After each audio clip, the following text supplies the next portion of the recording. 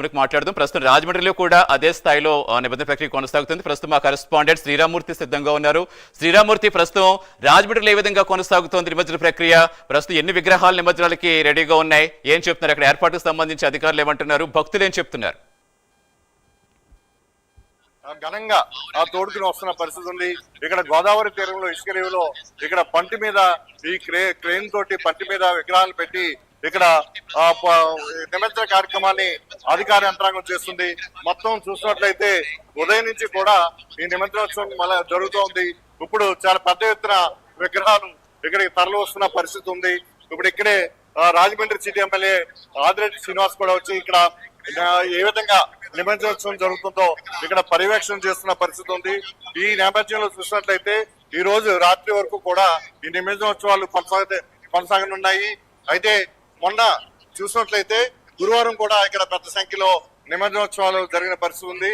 రాజమండ్రి పరిసర ప్రాంతాల్లో సుమారుగా 2000 విగ్రహాల వరకు ఇక్కడ నిమజ్జనం జరుగుతున్న పరిస్థితి ఉంది. ఇప్పుడు మనతో ఇక్కడ మాట్లాడడానికి ఎమ్మెల్యే ఆదిరెడ్డి శ్రీనివాస్ ఉన్నారు. ఎట్లా జరుగుతుందండి ఇప్పుడు నిమజ్జనోత్సవ కార్యక్రమాలు ఏ విధంగా జరుగుతున్నాయి? మొత్తం మండపాల నుంచి అన్ని కూడా వినాయకులు ఇక్కడికి కదిలి వచ్చినాయి. రాజమండ్రిలో ట్రాఫిక్ పరిస్థితి ఎట్లా? నగరంలో వేలాదిగా విగ్రహాలన్నింటినీ కూడా మండపాలు పెట్టుకోవడం జరిగింది. ఒక్కరోజే అంటే ఆదివారం నాడే అందరూ వచ్చే విధంగా కాకుండా డిపార్ట్మెంట్ వాళ్ళు చాలా ఆర్గనైజ్డ్ గా, చాలా ప్లాన్డ్ గా ఒక్కొక్క ప్రాంతానికి ఒక్కొక్క రోజు కింద షిఫ్ట్ సిస్టమ్ కింద ఇవ్వడం వల్ల రద్దీ అనేది తగ్గింది. ఇక్కడ నిమజ్జనానికి వచ్చేవారే కాకుండా ఈ నగరంలో అనేకమైన దూర ప్రాంతాల నుంచి వారి యొక్క అవసరాల రీత్యా వస్తారు. వ్యాపార అవసరాలు కానీ, వైద్య అవసరాలు కానీ, ఇంకేదైనా కానీ ఎవరికి కూడా ఇబ్బంది కలగకుండా చాలా పద్ధతిగా, ట్రాఫిక్ కంజెషన్ లేకుండా చాలా ప్రికాషన్స్ తీసుకొని కార్యక్రమం జరుగుతూ ఉంది. ఈ గణనాథుడికి ఆఖరి వీడ్కోలు అందరూ కూడా ఆ గౌరవపదంగా పలుకుతా ఉన్నారు.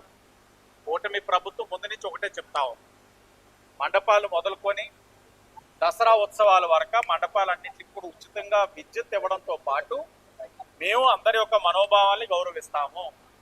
మీరు చూస్తా ఉన్నారు, వినాయకుడు మండపం పక్కన నాన్ వెజ్ భోజనాలు పెట్టే దౌర్భాగ్యమైన పరిస్థితిలో ఈ రాష్ట్రంలోని ఆ వైఎస్ఆర్ కాంగ్రెస్ పార్టీ వాళ్ళ యొక్క కార్యక్రమాలు చూస్తా ఉన్నాం. ఆశ్చర్యంగా ఉంది. తప్పేంటి అని అంటా ఉన్నారు. వినాయకుడు మండపం దగ్గర నాన్ వెజ్ భోజనాలు ఏంటంటే ఎప్పుడైనా మనం చూసాం ఇలాంటి పరిస్థితులు? మళ్ళీ తప్పేంటి అని అంటున్నారు. అన్నం తింటున్నారు, గడ్డి తింటున్నారండి. ఏవైతే ఆ విశ్వాసం ఉంది కాబట్టి, నమ్మకం ఉంది కాబట్టి చాలా భక్తి శ్రద్ధలతో ఈ కార్యక్రమాలు చేస్తా ఉన్నాం. ఆ గోదావరిలో నిమజ్జనం చేసేది కూడా ఆ విగ్రహమే కదా, ఇసిరేయడమే కదా, పారేయడమే కదా కాదు, చాలా భక్తి శ్రద్ధలతోటి చాలా గౌరవపదంగా కార్యక్రమం కూడా చేస్తా ఉన్నాం. అన్నిటికీ మించి అధికారులు చాలా ఆర్గనైజ్డ్ గా చేశారు. ఒక ప్లానింగ్ తోటి నగరంలోనూ ఉన్న ట్రాఫిక్ ఇబ్బందులు దృష్టిలో పెట్టుకొని చాలా పకడ్బందీగా చేశారు. అధికారులు అందరినీ కూడా అభినందిస్తా ఉన్నాం. ఇక్కడ ఇప్పుడు నిమజ్జన కార్యక్రమం జరుగుతుంది. గోదావరిలోకి పంట తీసుకొచ్చి పంటలో నుంచి విగ్రహాల్ని ఇక్కడ లోపల ఏదైతే గోదావరిలో నిమజ్జనం చేస్తున్న పరిస్థితి ఉంది. ఇక్కడ ఏఎస్పీ మురళీకృష్ణ, అలాగే సుబ్బరాజు, అలాగే ఎమ్మెల్యే ఆదిరెడ్డి శ్రీనివాసు, ఇతర వారందరూ కూడా ఈ నిమజ్జనోత్సవ కార్యక్రమంలో పాల్గొన్నారు. ఇక్కడ గోదావరిలో నిమజ్జనం చేస్తున్న దృశ్యాలు మనం చూస్తున్నాం.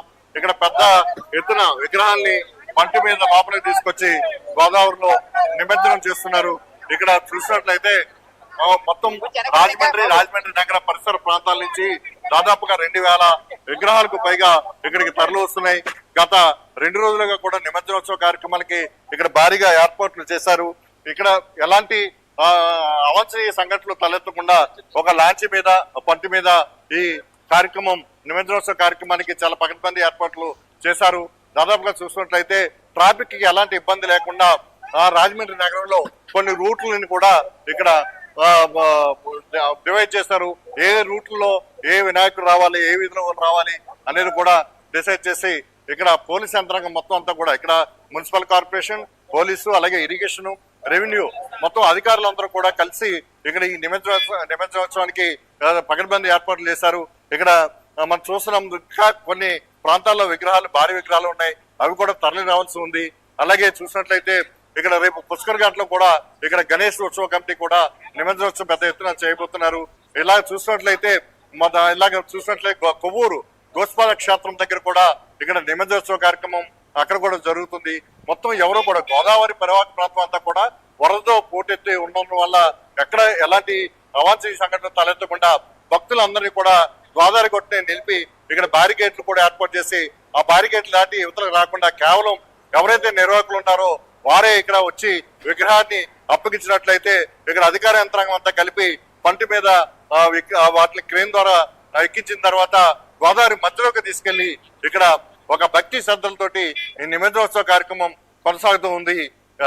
అంటే శ్రీరామూర్తి మొత్తం అంటే ఎన్ని విగ్రహాలు నిమజ్జనం రెడీగా ఉన్నాయని చెప్తారు, ఇంకా ఎంత టైం పట్టే అవకాశం ఉంది? మీరు చెప్పినట్టుగా గోదావరి వరద ఉధృతి ఎక్కువగా ఉంది, ఒకవైపు అది చూసుకుంటూ ఉండాలి, మరొక వైపు పోలీసులు ఎంత టైం లిమిట్ ఇచ్చారు ఏమైనా చెప్తున్నారా దానికి సంబంధించి?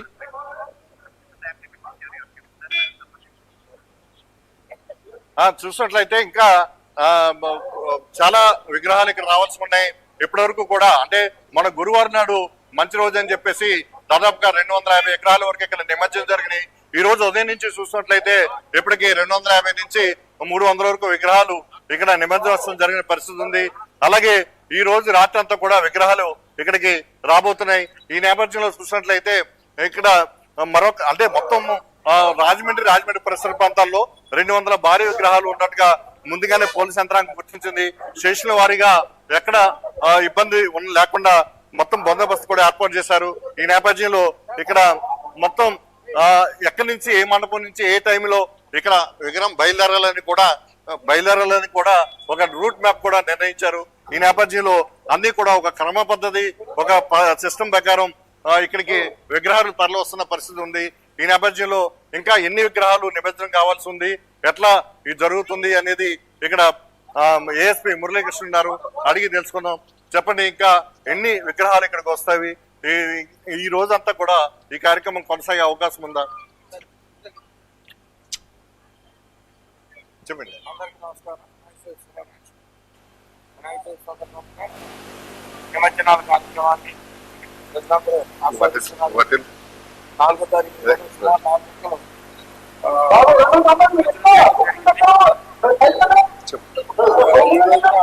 సుమారు 600 దాకా చిన్నవి అయితే ఇంకొక 1000 ఉంటాయి. మనకు 600 దాకా ఉంటాయి.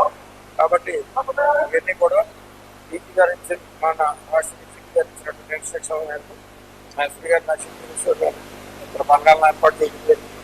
ఇద్దరు డిఎస్పీలు అలాగే దారి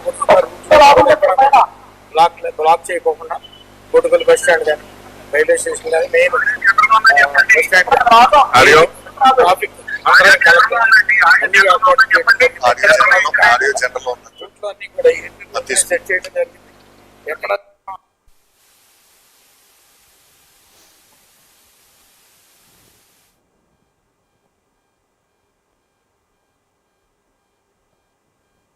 అన్ని చోట్ల ఎక్కడ కేంద్రాలు లేకుండా చూసుకుంటాం. ప్రజలందరూ కూడా కోఆపరేట్ చేయాలని అందరికీ నమస్కారాలు. సార్ చెప్పండి సార్, ఎలా ఉంది ట్రాఫిక్ పరిస్థితి? ఈ రాత్రి అంతా నిమజ్జనోత్సవం జరగదు. వినాయక చవితి శుభ సందర్భంలో అందరూ సంతోషంగా ఈ పండుగను జరుపుకోవడానికి పోలీస్ భద్రత బాగా పెంచాము. దీనిలో భాగంగా ఎడిషనల్ ఎస్పీలు ఇద్దరు, అలాగే డిఎస్పీలు, తర్వాత మా ఆఫీసర్లు, సిబ్బంది అందరం కూడా కలిసికట్టుగా టీమ్ స్పిరిట్ తోటి వర్క్ చేస్తున్నాము. ట్రాఫిక్ ఏ అవాంతరం లేకుండా ఎక్కడికక్కడ విడిపోయేలాగా, అంటే కొన్ని విగ్రహాలు ఈ పుష్కర ఘాట్లోనే నిమజ్జనం జరుగుతున్నాయి, కొన్ని ధవళేశ్వరం దగ్గర రాంపాద రేవు దగ్గర జరుగుతున్నాయి. సో ఎక్కడ క్లాష్ అవ్వకుండా అన్ని పోలీస్ స్టేషన్ ఏరియాల నుంచి నిమజ్జనం రూట్లు మ్యాపులతో సహా అన్ని వారి సిబ్బందికి ఇవ్వడం జరిగింది. ఎక్కడ డైవర్షన్ అవసరమైతే అక్కడ కటాఫ్ పెట్టుకొని బందోబస్తు చేస్తున్నారు. ఏ విధమైన ఆటంకం రాకుండా విగ్రహాల దగ్గర సంతోషంగా వాళ్ళు డప్పులు అలాగే బాజాలు కొట్టుకుంటూ వస్తూ డ్యాన్సులు చేస్తూ వస్తున్నారు. వారిలో ఎక్కువగా డీజే సౌండ్ మేము ఎలా చేయలేదు, ఎందుకంటే ప్రాణాపాయము. అలాగే మరికొన్ని తీర్మానం ఇటువంటి సాంప్రదాయమైన నృత్యాలు వాటితోటి కోలాటాలు ఇటువంటి పరికరాలతోటి వాళ్ళు వాళ్ళ సరదాని వ్యక్తపరుస్తున్నారు. వీరందరికీ మా శుభాకాంక్షలు, మీకు కూడా మా శుభాకాంక్షలు. ఈ పాత్రికేయులకు మరొకసారి ధన్యవాదాలు తెలియపరచుకుంటాం. Thank you very much. ఇది రాజమండ్రిలో నిమజ్జనోత్సవ కార్యక్రమం జరుగుతున్న తీరు మొత్తం